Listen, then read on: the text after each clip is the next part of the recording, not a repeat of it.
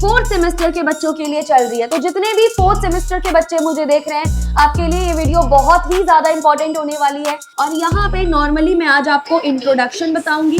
हमारे पास heterocyclic compound होते क्या है, अगर कभी सवाल आ जाता है हेट्रोसाइक्लिक कंपाउंड स्टार्ट करने से पहले आपके मन में सवाल होगा कि मैम ये कंपाउंड्स होते क्या है, हमने इनके बारे में सुना तो बहुत है।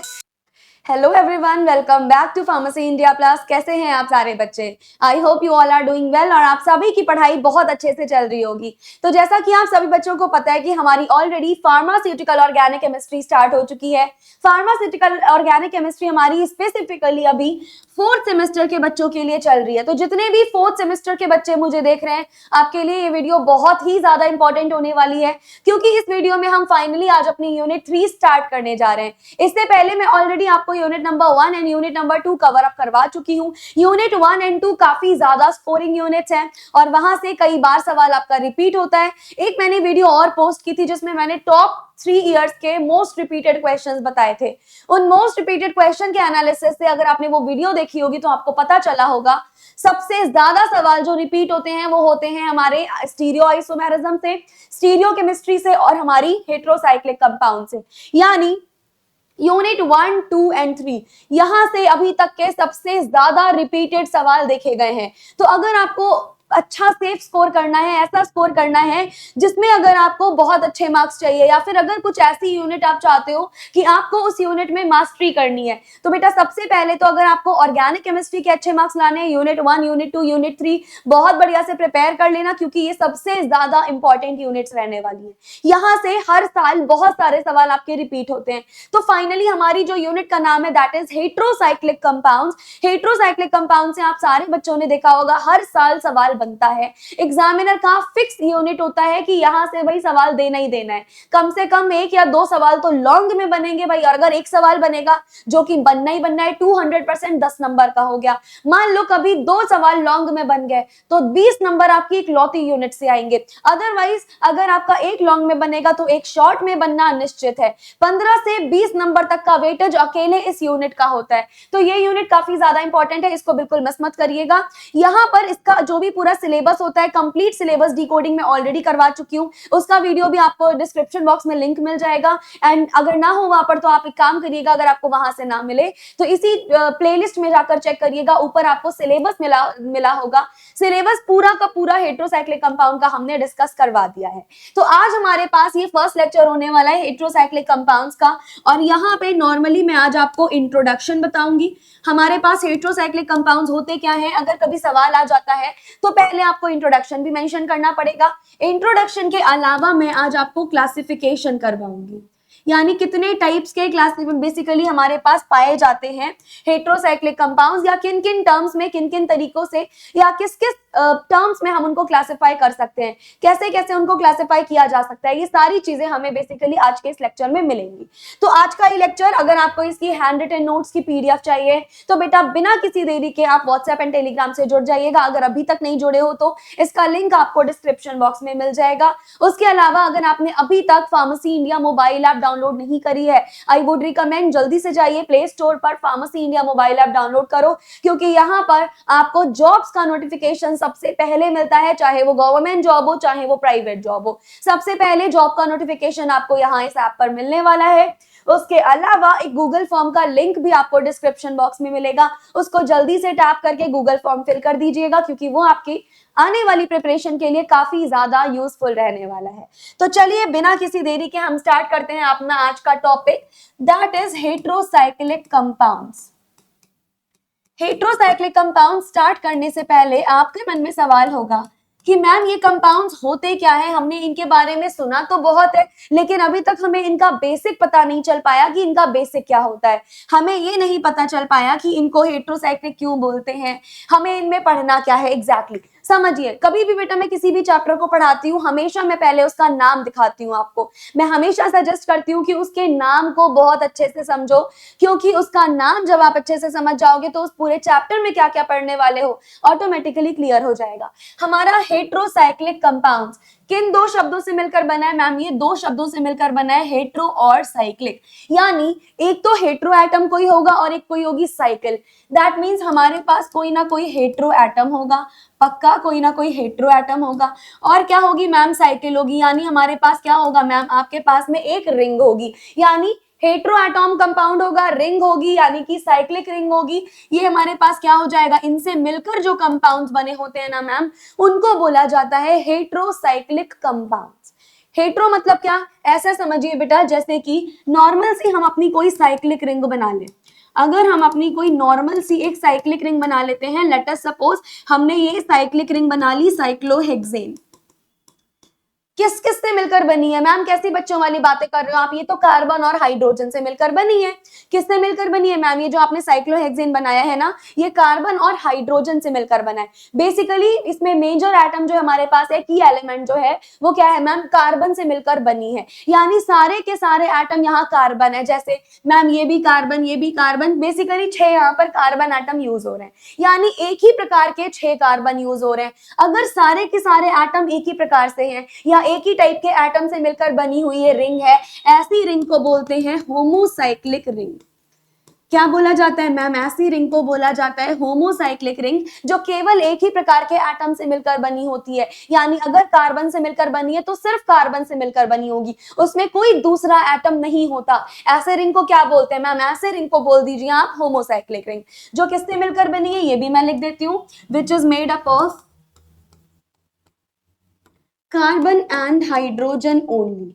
ऐसी रिंग जो केवल और केवल कार्बन एंड हाइड्रोजन से मिलकर बनी होती है, उसको क्या बोलते हैं मैम? उसको हम बोल देते हैं होमोसाइक्लिक रिंग। लेकिन होमोसाइक्लिक तो हमें पढ़ना नहीं है, हमें पढ़ना है मैम हेट्रोसाइक्लिक रिंग। यानी यहाँ ये जो रिंग होगी हमारी, ये सिर्फ कार्बन एटम से मिलकर नहीं बनी होगी, यहाँ पक्का कोई ना कोई एक हेट्रो एटम भी अवेलेबल होगा। मतलब इसकी डेफिनेशन क्या लिख सकते हो मैम? इसकी डेफिनेशन हम लिख सकते हैं, if any ring is made up of carbon and eight least one hetero atom, उसको क्या बोलते हैं मैम? वो रिंग को हेट्रोसाइक्लिक रिंग कहा जाता है ना जी? तो बताओ मैं इसकी डेफिनेशन में क्या लिखूं? आई कैन राइट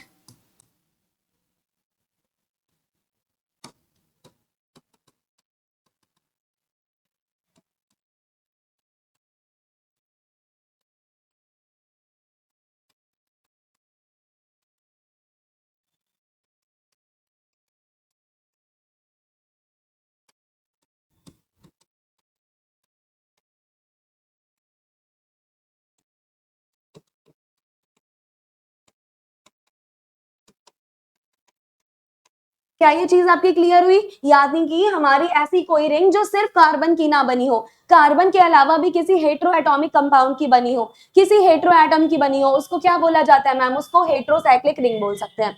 अच्छा, वो हेट्रो एटम क्या हो सकता है हमारे पास? ध्यान से सुन लीजिएगा। वो हेट्रो एटम बेटा आपके पास में ऑक्सीजन भी हो सकता है, सल्फर भी हो सकता है और नाइट्रोजन भी हो सकता है। तो मेनली आपको यही समझना है कि वो जो हेट्रो एटम आप यूज करोगे वो ऑक्सीजन, सल्फर, नाइट्रोजन में से कोई भी हो सकता है। ऐसे रिंग को क्या बोलेंगे मैम? ऐसे रिंग को हम हेट्रोसाइक्लिक रिंग बेसिकली बोल देंगे, है ना जी? हम यहाँ पर लिख देते हैं, अगर हम अपने कार्बन एटम को किसी भी हेट्रो एटम से चेंज कर दें तो क्या बन जाएगा मैम? हेट्रो एटॉमिक रिंग बन जाएगी। इसी की एक और डेफिनेशन आप लिख दीजिए, इफ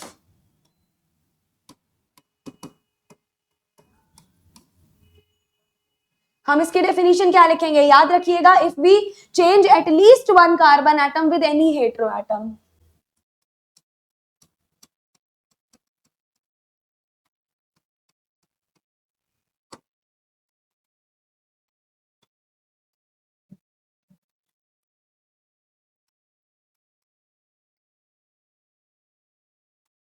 देन क्या बोला जाता है मैम? अगर किसी भी रिंग में, किसी भी कंपाउंड में, अगर आपने कार्बन एटम को एटलीस्ट एक ही कार्बन एटम को किसी भी हेट्रो एटम से चेंज कर दिया है, तो इसको क्या बोला जाता है मैम? तब इसको बेसिकली हेट्रोसाइक्लिक कंपाउंड बोला जाता है।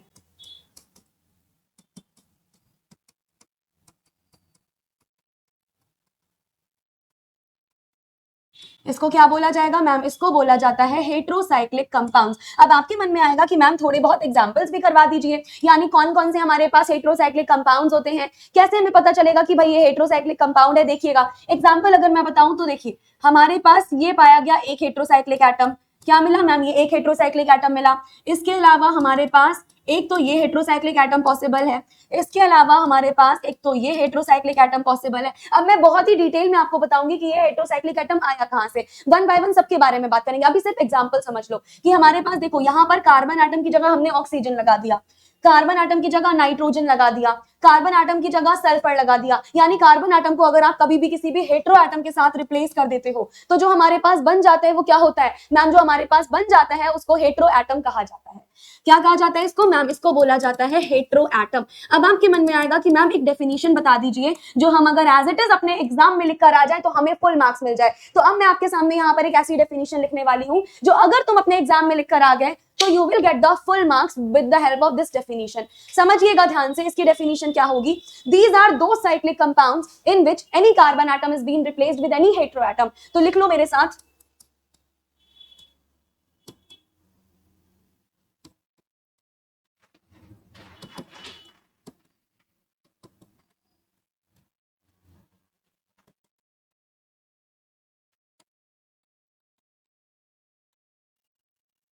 देखिए यहाँ पर these are those organic compounds in which at least, हमें यहाँ पर क्या मिल रहा होता है मैम, आपकी ये वाली बात तो बिल्कुल नॉर्मल है कि यहाँ पर एटलीस्ट एक डिफरेंट एटम हमें मिल ही रहा होता है। और किससे डिफरेंट होता है वो मैम, कार्बन से अलग एटम हमें बेसिकली मिल रहा होता है। तो हम लिख सकते हैं in which at least one different atom, किससे डिफरेंट एटम मिल रहा होता है मैम, यहाँ पर वन डिफरेंट एटम मिल रहा होता है कार्बन के कंपैरिजन में।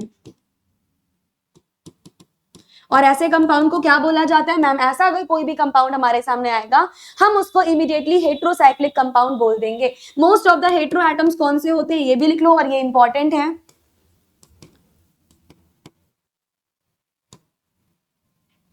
Most of the hetero atoms are oxygen, sulphur, nitrogen. तो जितने नॉर्मल आप हेट्रो एटम का यूज करोगे वो सारे ऑक्सीजन, सल्फर या नाइट्रोजन होने वाले हैं। जैसे कि यहाँ पर देखो हमने ऑक्सीजन, सल्फर एंड नाइट्रोजन इन्हीं हेट्रो एटम का यूज किया है। तो जनरली आप जिन हेट्रो एटम का यूज करोगे वो यही है, ऑक्सीजन, सल्फर हो गया या नाइट्रोजन हो गया। बट हम उसके अलावा भी कुछ हेट्रो एटम का यूज कर सकते हैं। आपके सिलेबस में तो नहीं है, लेकिन अगर कभी आप फ्यूचर में इसको ज्यादा डीप में पढ़ोगे आपको रियलाइज होगा कि हेट्रो एटम केवल ऑक्सीजन, सल्फर, नाइट्रोजन तक ही लिमिटेड नहीं है, बहुत सारे दूसरे हेट्रो एटम भी हमारे पास अवेलेबल होते हैं। जैसे आप यहां पर लिख सकते हो कि other hetero atoms are also available, other hetero atoms are also available.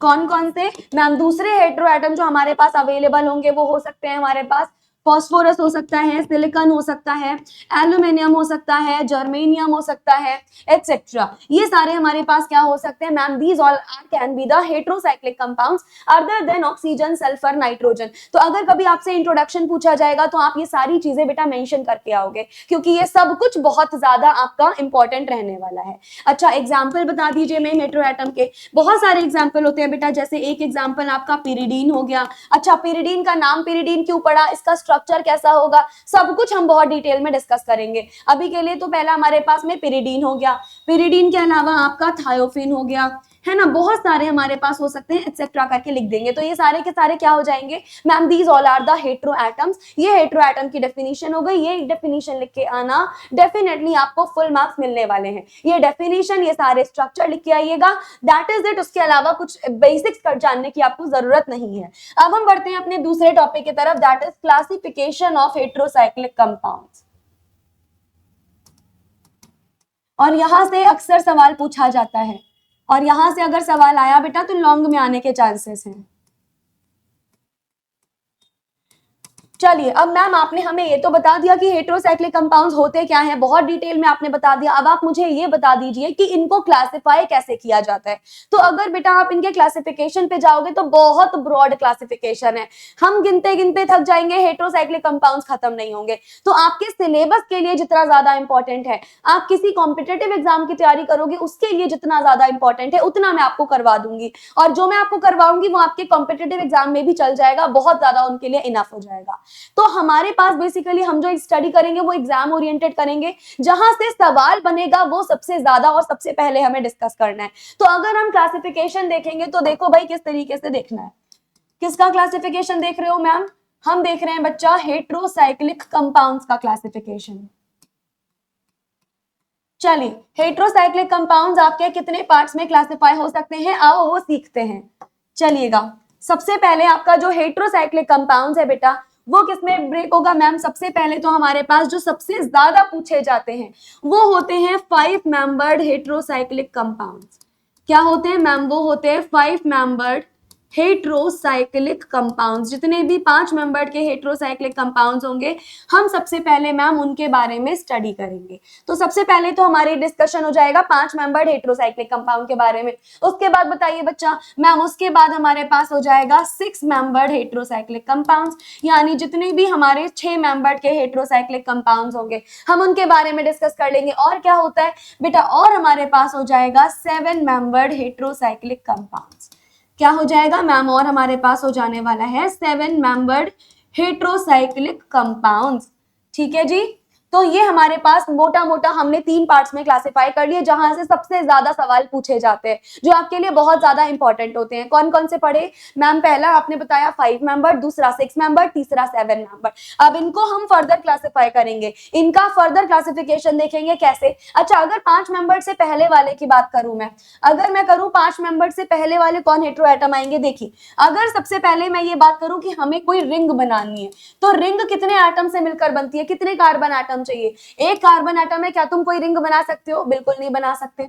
2 carbon atom है, क्या रिंग बन सकती है? बिल्कुल नहीं बन सकती। मैम, किसी भी रिंग को बनाने के लिए आपको मिनिमम 3 कार्बन एटम चाहिए होते हैं। अगर आपके पास 3 कार्बन एटम है तो आप ये रिंग बना सकते हो। अब इस रिंग में देखो केवल और केवल कार्बन कार्बन एटम है, यानी ये रिंग कैसी है मैम? ये जो कंपाउंड है ना वो आपका होमोसाइक्लिक कंपाउंड है। ठीक, लेकिन अगर मैं एक ऐसी रिंग बना देती हूँ जिसमें इस कार्बन की जगह अगर मैंने ऑक्सीजन ऐड कर दिया, यहाँ पे हमने कार्बन की जगह अगर ऑक्सीजन ऐड कर दिया, अब मैम ऑक्सीजन तो हमारा हेट्रो एटम है, यानी ये कंपाउंड कैसा हो गया? ये बेटा हो गया आपके पास हेट्रोसाइक्लिक कंपाउंड। कैसा हो जाएगा ये मैम? ये हमारे पास हो जाएगा हेट्रोसाइक्लिक कंपाउंड। सिमिलरली अगर 4 मेंबर की रिंग बनानी है तो आप कैसे बना सकते हो? ऐसे बना सकते हैं, है ना। इसी को सीधे सीधे दिखाओ तो हम मैम ऐसे करके हम 4 मेंबर की रिंग बना सकते हैं। सारे के सारे कार्बन है, यानी ये रिंग कैसी है मैम? ये रिंग हमारी होमोसाइक्लिक रिंग है क्योंकि इसमें सारे के सारे कार्बन आटम है। लेकिन अगर कोई कार्बन आटम की जगह हमने कोई और आटम रिप्लेस कर दिया, मान लो हमने कार्बन की जगह यहाँ पर मान लो ऑक्सीजन लगा दिया, अब ये क्या हो गई मैम? यहाँ पर हेट्रो एटम आपने एक ऑक्सीजन कर दिया है, यानी ये अब आपके पास क्या हो गया मैम? ये अब हमारे पास में हो गया हेट्रोसाइक्लिक कंपाउंड। लेकिन आपसे जनरली जितने पूछे जाते हैं वो 5 मेंबर से स्टार्टिंग होती है। इसके अलावा आप यहां से कितना भी कोई सा भी हेट्रोसाइक्लिक कंपाउंड बना सकते हो। कार्बन एटम को किसी भी हेट्रो एटम से कन्वर्ट कर दो, उसमें चेंज कर दो, क्या बन जाएगा मैम? वो हेट्रोसाइक्लिक कंपाउंड हमारा बनके रेडी हो जाएगा। तो सबसे पहले हमें डिस्कशन किसके बारे में करना है मैम? आपको डिस्कशन करना है 5 मेंबर हेट्रोसाइक्लिक कंपाउंड के बारे में। तो 5 मेंबर हेट्रोसाइक्लिक में भी अगर हम सबसे पहले डिस्कशन करें, अगर उसमें 1 हेट्रो एटम अवेलेबल है, क्या अवेलेबल है मैम? अगर उसमें एक हेट्रो एटम ग्रुप दिया हुआ है, अगर एक हेट्रो एटम दिया है तो उसका एग्जांपल क्या हो जाएगा मैम? 5 बेसिकली मेंबर्ड की साइक्लिक रिंग है और केवल एक हेट्रो एटम है, उसका एक एग्जांपल हमारे पास हो जाएगा पायरोल। क्या एग्जाम्पल हो जाएगा मैम? उसका एग्जाम्पल हो जाएगा पायरोल। पायरोल का स्ट्रक्चर देख लो बेटा, ये हमारे पास होता है पायरोल का structure. This is the structure of pyrrole, ये हमारे पास हो गया। अब अगर एक से ज्यादा हेट्रो एटम है मैम तो क्या हो जाएगा? लिखो यहाँ पर मोर देन 1 हेट्रो एटम। अगर हमें मोर देन 1 हेट्रो एटम मिल रहा है तब बता दो बेटा क्या हो जाएगा मैम? एक ही हेट्रो एटम अगर आपको मिल रहा था तो ये देखो एक हेट्रो एटम है, पायरोल इसका एग्जांपल हो गया। अगर आपको मोर देन 1 हेट्रो एटम चाहिए तो क्या हो जाएगा मैम? अगर मोर देन 1 हेट्रो एटम चाहिए तो उसके एग्जाम्पल भी बहुत सारे हैं, जैसे जैसे मैम उसका एग्जाम्पल हो जाएगा हमारे पास पायराजोल। क्या एग्जाम्पल हो गया मैम? उसका आपके पास एग्जाम्पल हो जाएगा पायराजोल। पायराजोल के अलावा क्या हो जाएगा मैम? पायराजोल के अलावा हमारे पास हो जाएगा इमीडाजोल, है ना। तो पायराजोल, इमीडाजोल एटसेट्रा ये सब के सब क्या हो जाएंगे मैम? ये हमारे पास हो गया बेसिकली एग्जाम्पल किसका मैम? 5 मेंबर की हेट्रोसाइक्लिक रिंग का एग्जाम्पल हमारे पास हो गया। चलो अब हम बात कर लेते हैं 6 मेंबर्ड हेट्रोसाइक्लिक कंपाउंड। अगर 6 मेंबर्ड का हेट्रोसाइक्लिक कंपाउंड है इसमें मैम, इसमें सबसे पहले आप देखिए अगर आपके पास 1 हेट्रो एटम प्रेजेंट है तो, अगर आपके पास में 1 हेट्रो एटम प्रेजेंट है, 6 मेंबर्ड की रिंग है, एक हेट्रो एटम चाहिए, बताओ एग्जाम्पल क्या होगा? खुद से सोचो और मुझे बताओ इसका एग्जाम्पल क्या होगा मैम? ये तो सोचने वाली बात ही नहीं है, आपने यहाँ पर पीछे एग्जाम्पल दिया हुआ है, देखिए क्या एग्जाम्पल दिया हुआ है मैम ने एग्जाम्पल दिया हुआ है पिरिडीन। क्या एग्जाम्पल हो जाएगा इसका बेटा, इसका एग्जाम्पल हो जाएगा पिरिडीन। यानी 6 मेंबर की ये रिंग होती है, देखो कुछ इस तरीके से 6 मेंबर की रिंग होती है, एक हेटेरो एटम यहाँ अवेलेबल होता है। इसको क्या बोलते हैं, इसको बोलते हैं मैम पिरिडीन, है ना जी। ये क्या हो गया मैम, ये हमारे पास हो गया पिरिडीन। अब यहाँ पर अगर एक हेटेरो एटम की जगह पर एक से ज्यादा हेटेरो एटम अवेलेबल हो, यानी अगर मैं बोल दूं मोर देन 1 हेटेरो एटम, अगर हमारे पास एक से ज्यादा हेटेरो एटम अवेलेबल हो, तब मैम बताइए 6 मेंबर्ड में एक से ज्यादा हेटेरो एटम आपको मिल रहा है। अब बताइए मैम इसका एग्जांपल आप क्या दोगे। इसका एग्जांपल बेटा हमारे पास होना है पिरिमिडीन। क्या एग्जांपल हो जाएगा इसका मैम, इसका एग्जांपल हो जाएगा पिरिमिडीन। क्या इतनी बात क्लियर हुई। इसका एग्जाम्पल क्या हो जाएगा मैम, इसका एग्जाम्पल हमारे पास हो जाएगा पिरिमिडीन। 6 मेंबर्ड का हेटेरोसाइक्लिक कंपाउंड है जिसमें एक से ज्यादा हेटेरो एटम पाए जाते हैं। जिसका एग्जाम्पल क्या हो गया मैम, इसका एग्जाम्पल हो गया पिरिमिडीन, है ना जी। उसके बाद 7 मेंबर्ड से पहले हम आपको समझा देते हैं कंडेंस्ड हेटेरोसाइक्लिक कंपाउंड्स के बारे में। यानी ये कंडेंस्ड हेटेरोसाइक्लिक कंपाउंड क्या होता है मैम, ये बताइए।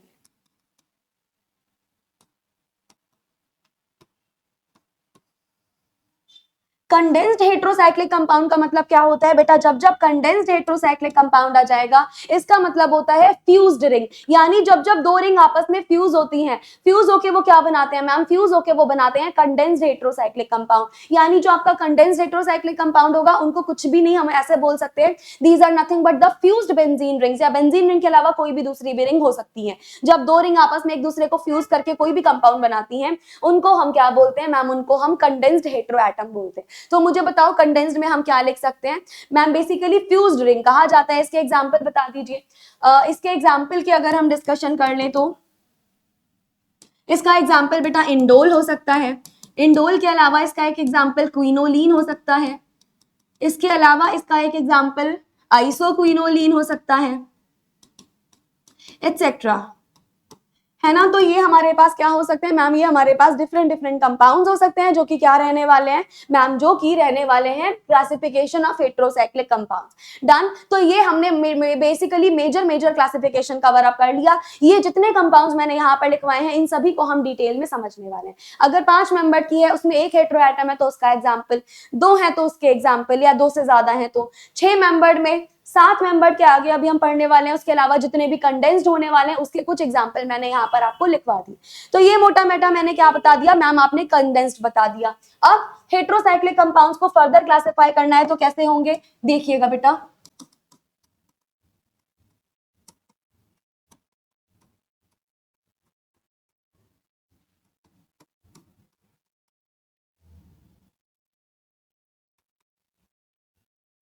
और हमारे पास जो हेटेरोसाइक्लिक कंपाउंड है उसको कैसे क्लासिफाई किया जाता है मैम, उसको आप रिंग के साइज पर भी क्लासिफाई कर सकते हो। यानी जो आपका रिंग है उसका साइज कितना है उससे कैसे पता चलेगा, उसके अकॉर्डिंग भी काफी ज्यादा अच्छे से आप क्लासिफाई कर सकते हो। यानी पहली कैटेगरी क्या हो जाएगी मैम, पहली कैटेगरी हमारे पास हो जाएगी on the basis of ring size,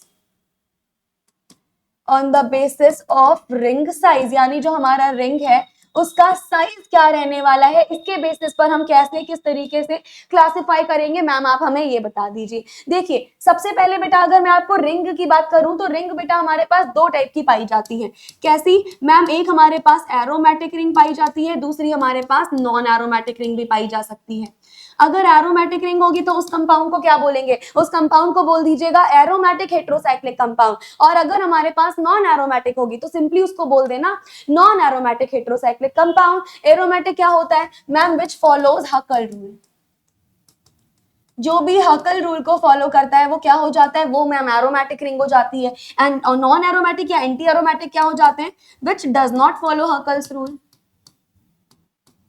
जो क्या करते हैं मैम, जो हकल रूल को फॉलो नहीं करते वो क्या हो जाते हैं मैम, जो भी हकल्स रूल को फॉलो नहीं करेंगे वो हमारे पास में नॉन एरोमेटिक हो जाएंगी। तो बेसिकली ये हमने किसके बिहाफ पे डिस्कस कर लिया मैम, ये डिस्कस कर लिया on the basis of ring. Basically हमारे पास रिंग जो है वो कितने की होने वाली है, कैसी होने वाली है, सॉरी रिंग साइज नहीं बेटा, this will be ring type, size नहीं, हमने यहाँ पर डिस्कशन किया है on the basis of ring type. यानी रिंग का टाइप कैसा रहने वाला है, एरोमेटिक की नॉन एरोमेटिक। साइज के बारे में अब हम डिस्कस करेंगे। तो ये हमने डिस्कस कर लिया था रिंग के टाइप के बारे में। अब हम डिस्कस कर लेते हैं on the basis of ring size, यानी कितने मेंबर्ड की रिंग है। तो लिख लो on the basis of ring size.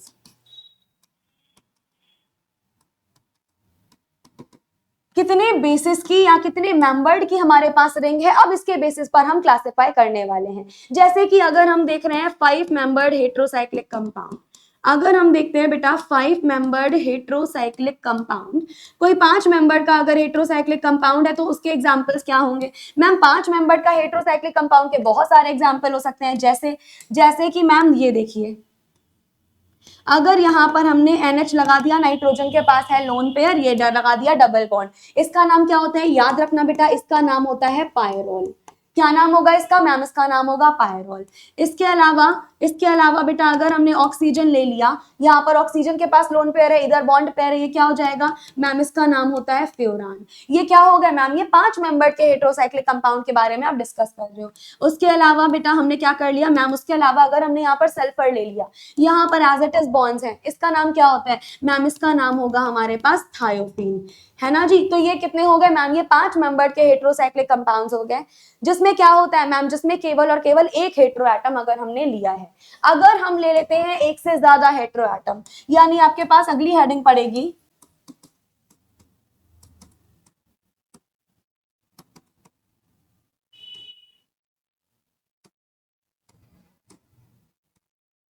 अगर एक से ज्यादा हेट्रो एटम हमें गिवन है, तब हम कैसे आइडेंटिफाई करेंगे मैम? तब आप बता दीजिए। देखिए अगर एक से ज्यादा हेट्रो एटम गिवन है तब भी इजीली हो जाएगा।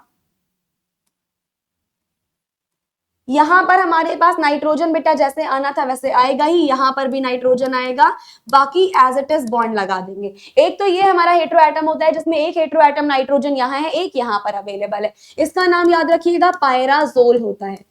इसका नाम क्या होता है? देखो अभी हमने सिर्फ अगर एक नाइट्रोजन एटम देखा था, यहाँ पर केवल एक नाइट्रोजन एटम था, इसका नाम था पायरोल। लेकिन इसी के आगे अगर हमने साइड में एक और नाइट्रोजन एटम लगा दिया, इसका नाम हो जाएगा फर्दर पायराजोल। ठीक है जी। अब अगर हमारे पास दूसरे हेट्रो एटम के बारे में अगर हम डिस्कस करें तो मैम दूसरा हेट्रो एटम आप इसके बारे में डिस्कस कर लीजिए। यहाँ इसका नाम क्या हो जाएगा मैम? इसका नाम हो जाएगा ऑक्साजोल। इसका नाम क्या हो जाएगा मैम? इस साइड पे नाइट्रोजन है, इस साइड पे ऑक्सीजन है, इसका नाम हमारे पास हो जाएगा ऑक्साजोल। तो ये क्या हो गया मैम? ये हो गया कुछ 5 मेंबर्ड के बारे में। अगर आपको अब 6 मेंबर्ड के बारे में डिस्कस करना है तो हेडिंग डालिए 6 मेंबर्ड हेट्रोसाइक्लिक कंपाउंड्स। कौन कौन से होंगे मैम 6 मेंबर्ड वाले हेट्रोसाइक्लिक कंपाउंड्स? देखो बहुत सारे 6 मेंबर्ड के हेट्रोसाइक्लिक कंपाउंड्स भी होते हैं। पहले मैं बात कर लेती हूँ जिनमें केवल एक ही हेट्रो एटम अवेलेबल होगा, उनके एग्जाम्पल क्या हो जाएंगे मैम? उसका एक एग्जाम्पल तो आपने अभी थोड़ी देर पहले ही बताया था, क्या होगा मैम? वो हो जाएगा हमारे पास कुछ ऐसा, इसको क्या बोलते हैं, क्या नाम होता है इसका मैम? सिंपली इसका नाम होता है पिरिडीन। 6 मेंबर्ड का है और यहाँ पर मैम केवल एक हेट्रो एटम हमारे पास अवेलेबल है। What is this ma'am? This is nothing but uh pyridine. ठीक है जी, ये क्या हो गया मैम? ये पिरिडीन हो गया। उसके अलावा हमारे पास क्या अवेलेबल हो जाता है मैम? एक तो पिरिडीन हो गया, दूसरा हमारे पास एक पिपिरिडीन भी होता है। पिपिरिडीन कैसा होता है? कुछ इस तरीके का, कोई भी बॉन्ड नहीं होता है, पूरी तरीके से ये सैचुरेटेड होता है, यहाँ पर बस एक हाइड्रोजन आ जाता है, इसका नाम होता है पिपिरिडीन। पिपिरिडीन को क्या बोला जाता है? पिपिरिडीन का बेटा एक और नाम होता है, इसका नाम होता है सैचुरेटेड हेट्रोसाइक्लिक कंपाउंड। सैचुरेटेड क्यों? क्योंकि मैम ये केवल और केवल सिंगल बॉन्ड से कनेक्टेड है, बिकॉज क्योंकि ये सिंगल बॉन्ड से ही केवल कनेक्टेड है, इसीलिए इसका नाम हो जाता है सैचुरेटेड हेट्रोसाइक्लिक कंपाउंड। क्योंकि यहाँ कोई डबल और ट्रिपल बॉन्ड नहीं आ रहा है, that is why it is known as piperidine. ये भी 6 मेंबर का है, एक हेट्रो एटम है, पिपेरिडीन हो गया। ये भी 6 मेंबर का है, एक हेट्रो एटम है, हमारे पास में पिरिडीन हो गया। अब इन्हीं 6 मेंबर्ड में अगर हमारे पास एक से ज्यादा हेट्रो एटम अवेलेबल हो तो क्या करेंगे? मतलब आपके पास अगली हेडिंग होगी वही, if more than one hetero atom is given.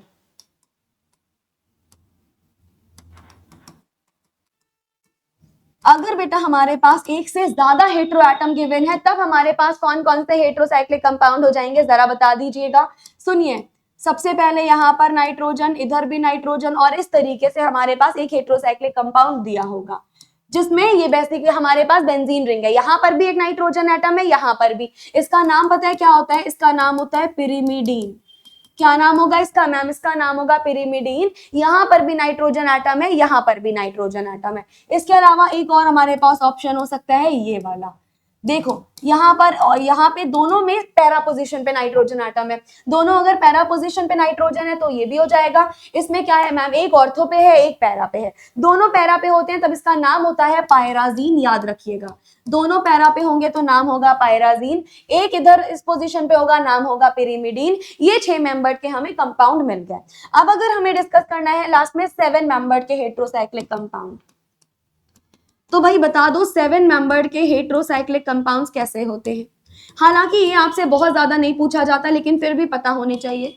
7 membered के हेट्रोसाइक्लिक कंपाउंड्स कौन से होते हैं, देखिएगा 7 मेंबर्ड के हेट्रोसाइक्लिक कंपाउंड में भी कुछ इस तरीके से पाया जाता है। ये हमारे पास हो गया एक 7 मेंबर्ड का हेट्रोसाइक्लिक कंपाउंड जो कुछ इस तरीके से पाया जाएगा, और इसका नाम पता है क्या होता है, इसका नाम होता है एजिपीन। क्या नाम होता है इसका मैम, इसका नाम होगा हमारे पास एजिपीन। एजिपीन में बेसिकली इस पोजीशन पे नाइट्रोजन और हाइड्रोजन लगा होता है, बाकी नॉर्मल हमारी 7 मेंबर्ड की रिंग आ गई। ये एजिपीन क्या होगा मैम, ये हमारे पास एक हेट्रोसाइक्लिक कंपाउंड हो गया। इसके अलावा आपके पास ये भी एक हेट्रोसाइक्लिक कंपाउंड हो सकता है, क्या हो जाएगा मैम, ये भी हमारे पास में एक हेट्रोसाइक्लिक कंपाउंड आ जाएगा, इसका नाम होता है ऑक्सीपीन। ठीक है जी, इसका क्या नाम होता है मैम, इसका नाम हो जाएगा ऑक्सीपीन। यहाँ हेट्रो एटम ऑक्सीजन लगा है, वहां हेट्रो एटम नाइट्रोजन लगा था, ये हमारे पास क्या हो गया मैम, ये हमारे पास 7 मेंबर्ड के हेट्रोसाइक्लिक कंपाउंड्स हो गया।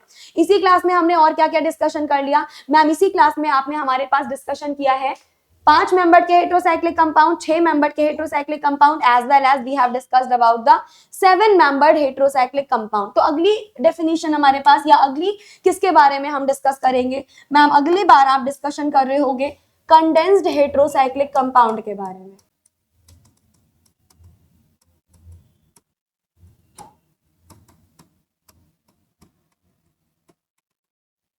है ना जी, हम यहाँ डिस्कस करेंगे कि कितने प्रकार के हमारे पास कंडेंस्ड हेट्रोसाइक्लिक कंपाउंड्स आते हैं।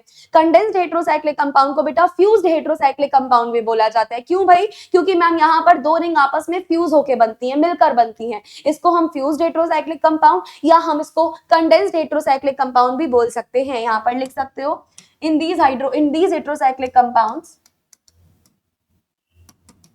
हेट्रोसाइक्लिक कंपाउंड को शॉर्ट में ही लिख रही हूं मैं, in these heterocyclic compounds 2 rings are fused together।